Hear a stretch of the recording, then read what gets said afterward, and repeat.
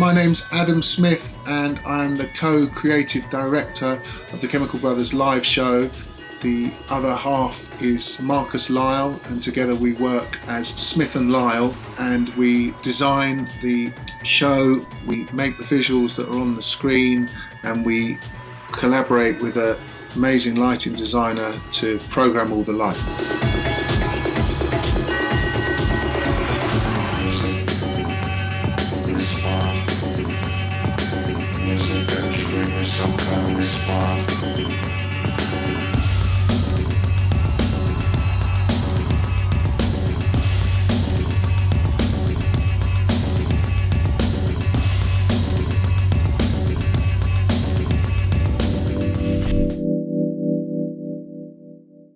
For Hey Boy, Hey Girl, this is quite a good example of the way the show has changed and become less reliant on graphic imagery and more reliant on human beings becoming that graphic imagery.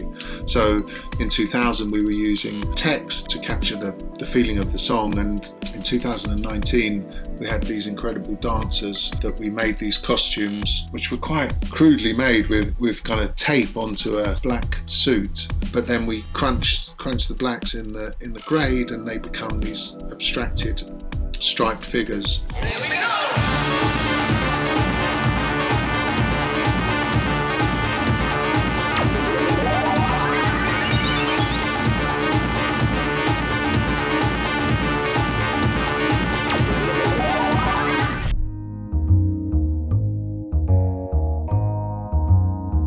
Chemical Beats in 2000 were made on a computer system called the Pluto, which was made to design textiles on. It's just a computer that we had access to because Marcus was at St Martin's, and it was in the days when you couldn't really just buy computers to do motion graphics on. You had to go into very expensive suites. Marcus had worked out this way that we could use it to feed video into it and then recolor things. Yeah, we did a lot of stuff on that.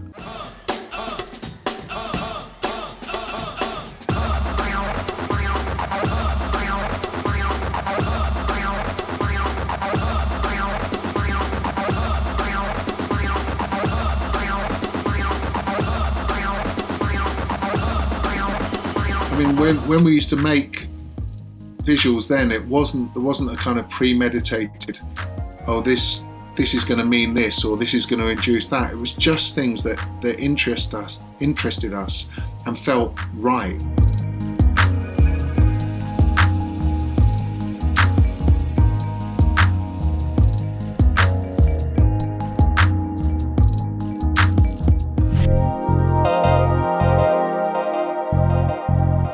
The stained glass material for Private Psychedelic Reel, that idea came out of a necessity when years before we had a group of us called Vegetable Vision, and Marcus Lyall, who I work with now making the show, his dad had a collection of stained glass slides, and we used to borrow those slides. They worked so well as a visual that I think when we were thinking about ideas for Private Psychedelic Reel, it was like, oh yeah, those stained glass windows, let's and it's just one of those things that just kind of worked.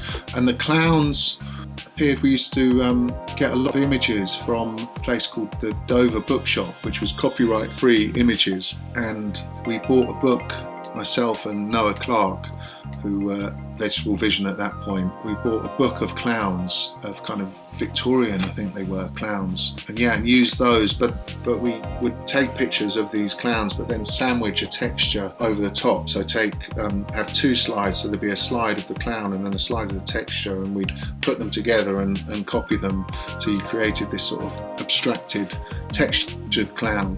And then the eyes were an idea of Noah's, which I think was inspired by Metropolis. There's a scene in that with lots of eyes, and so those eyes some of them are my eyes, some of them are Noah's eyes. We filmed it sort of old style, it was shot on 16mm, and we would film one eye and then in one position, and then rewind the film and film another eye in another position. So it was quite a relatively complicated shooting procedure.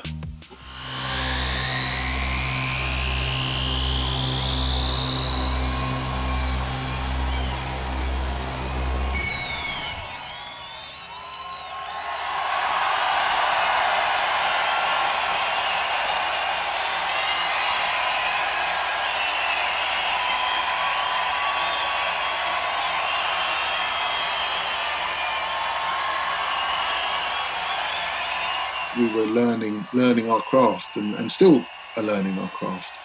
But it's a very, very different show now to what it was then.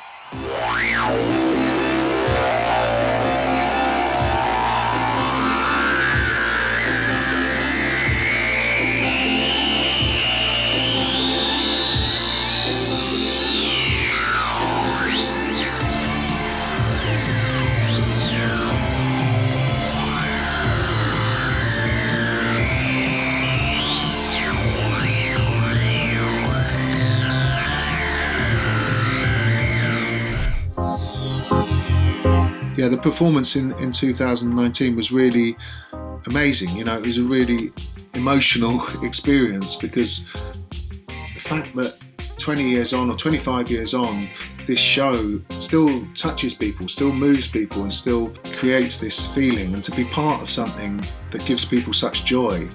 You know, wandering around the festival afterwards and seeing friends that I hadn't seen for years, and people just like, oh my God, that was amazing, you know, and you just could see in their faces this joy, you know, and I just think it's such a privilege to be part of something that makes people so happy. Well, I think, you know, creatively you want to challenge yourself and you want to do new things, and things have evolved over the years that have become kind of trademarks of the show, which weren't there in 2000. Like a lot of the samples that are in the music, we now get performers and actors to actually lip sync in kind of characters. So it's just really, and there's also there's an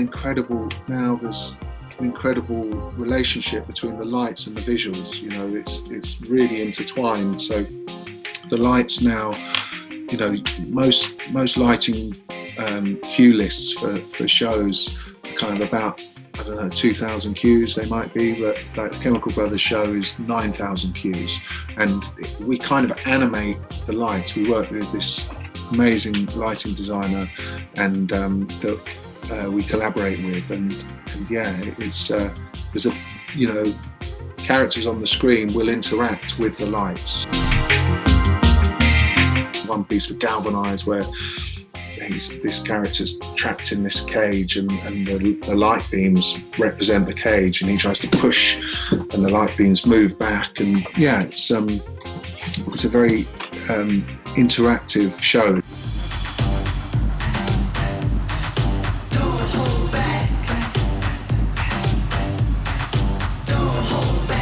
We're incredibly lucky to work with an extraordinary group of creative collaborators, from the people that we shoot with, to the people that we edit with, to the people that we animate with, the amazing crew that night after night on tour put up this really complicated show and bring this show to life.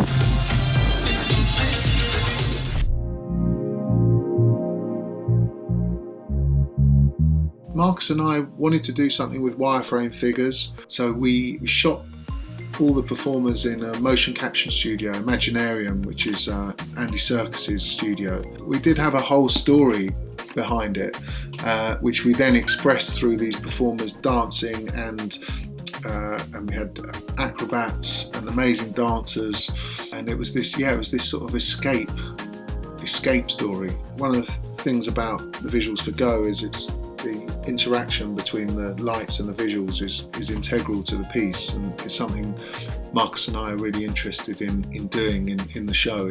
So there's one piece where there's someone drumming, and as they drum, lights fire out in relation to their drumming, and then there's another moment when four of the figures have got torches, and they're kind of pointing their torches, and as they point their torches, there's a beam of light that gets shone onto the audience, because we use an LED screen that's called a stealth screen, so it's you can point lights through it, so it gives the impression that the character on the screen is actually pointing a light into the audience, so it kind of three-dimensionalizes the piece.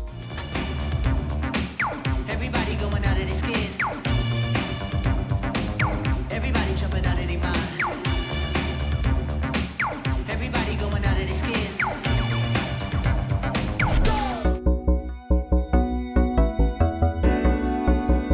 For Saturate, yeah, the idea was these sound reminded me of this computer game which involved kind of balls flying around, and so that's where the initial idea was, and then the obvious thing seemed to be that on the drop they should explode. We've been using that visual for a while, and we wanted to kind of push it a bit further, so we had this idea of using the same coloured balls, real balls, in the audience that the audience can play around with and push around. So you've got these balls on the screen, and then it's as if they've come to life and they're in the audience are able to play with them. The visuals for Block Rocking Beats in 2019 were definitely Marcus and I deciding that we wanted to make something that did reference back to the things that we'd made 20 years ago, or the things that Noah and I made 20 years ago. So it had more of a vegetable vision feeling, and that's the glorious thing about these Glastonbury shows, is it's the connection between, obviously everything comes from the music first, but the connection between the music, Ed and Tom, the audience, the visuals, the lights, that kind of amalgamation, or whatever the right word is just beautiful. And it really, Glastonbury feels like one of those gigs where it kind of always happens, that magic, whatever it is.